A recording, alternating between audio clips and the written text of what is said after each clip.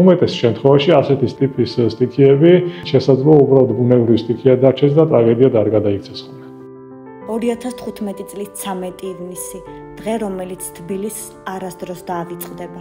მდინარე ვერეს ხეობაში მომხდარმა სტიქიამ 21 ადამიანის სიცოცხლე შეიწირა.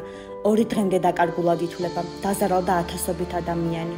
წყალდიდობის შედეგად მთლიანად დაიტბორა სვანიძის ქუჩა, ნაწილობრივ დაინგრა ვაკეს საბურთალოს დამაკავშირებელი ესტაკადა, წყალმა დაფარა გმირთა მოედანი და მზიურის პარკი.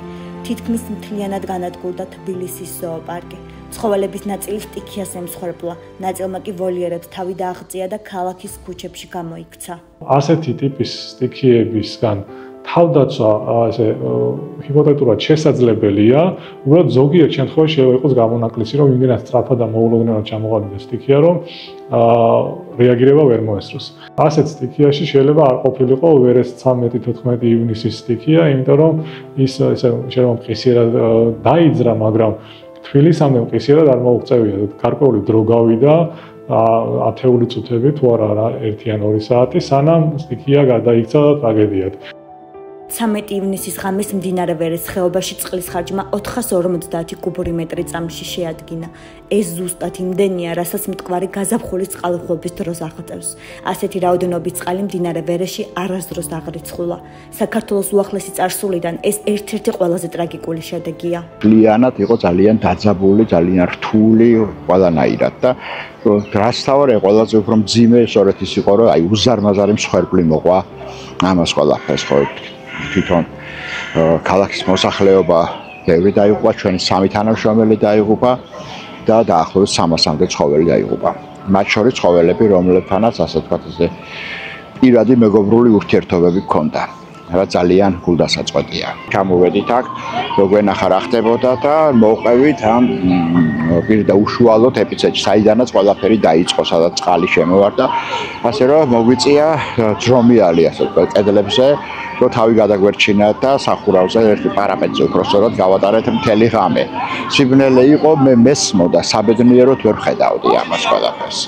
და მაგრამ მესმოდა ეს როლები, მესმოდა შეძახილები, აქედან უძახოდი, რომ რამენაირად გამომიყვანეთ და ცხოველებს ჩვენ ვიხედავთ რაღაცა იმ რა თქმა უნდა არავის არ ესმოდა ეს ყველაფერი. 10 წლის შემდეგაც არ წყდება საუბარი ტრაგედიის მასშტაბებსა და გამომწვევ მიზეზებზე. 13 ივნისი ტრაგედიასთან ერთად სოლიდარობისა და თანადგომის უპრეცედენტო მაგალითია. სულის მხრივ ერთი უბანი განიტვირთა. ანუ იმ უბანზე, საიდანაც ჩამოვიდა მეწყერი, იქ უშუალოდ იმ ტერიტორიაზე მეწყრული საფრთხე მინიმალურად არის დარჩენილი. სამაგიეროდ ფერდობები, რომელიც მაგ უბანამდე ან მის მერე მდებარეობს, კვლავ მეწყერს აშიშია, მეტნაკლები ინტენსივობით და ახლა ეგენია საინტერესო როგორ იქცევიან. აქ აი ამ სიტუაციაში ძალიან ძნელია პროგნოზირება გააკეთო რა მოხდება.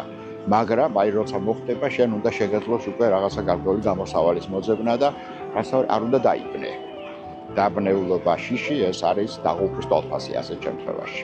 ვარ ვიცი ძალიან რთულია და როდესაც წასებელი ცხოველები გამოდიან გარეთ, აქ ყველგან სადაც არ უნდა იყოს ერთი გადაწყვეტილება იქნება მიღებული, იმიტომ რომ ადამიანის სიცოცხლე გაცილებით უფრო ცირფასია ვიდრე ნებისმიერი ცხოველის. 13 ივნისის ტრაგედიიდან 10 წელი გავიდა.